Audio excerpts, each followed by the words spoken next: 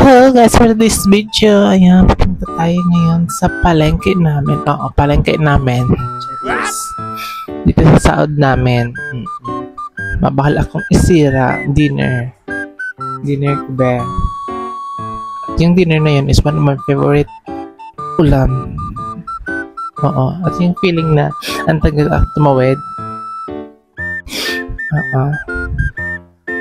Sino dyan yung may mga nag-aalangan, tumawid, taas yung paa, charis.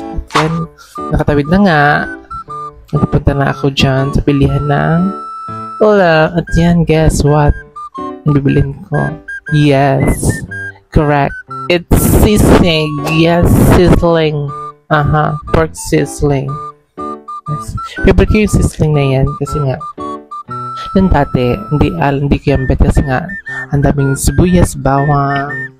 At yan na, nakauwi na ako. Wow. Chibugan na, be. Diba? Ang bango yan, be. At yung rice ko, be. Diba? Naka-only rice yan. Nilagay ko na ng suha, kalamansi, at syempre, patis, be. Yes, for the patis. Sino yung gusto mahilig dyan sa patis? Tapos, BTS, charis. Then, halo-halo ko muna. Yan. So, first tikim, juice, be. Sili lover ka ba? Yes, kasi nga, Bicolano tayo. Bicolano kita. Kaya man, sa mga mahilig sa lada, taas ang bitis. So, feeling na, lada pa sa naman na. Hanap kay lada.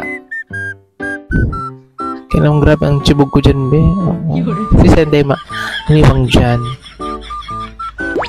By the way, yung parang binakal kong sisig is worth of 80 pesos. Yes, good for 3 person na din yan.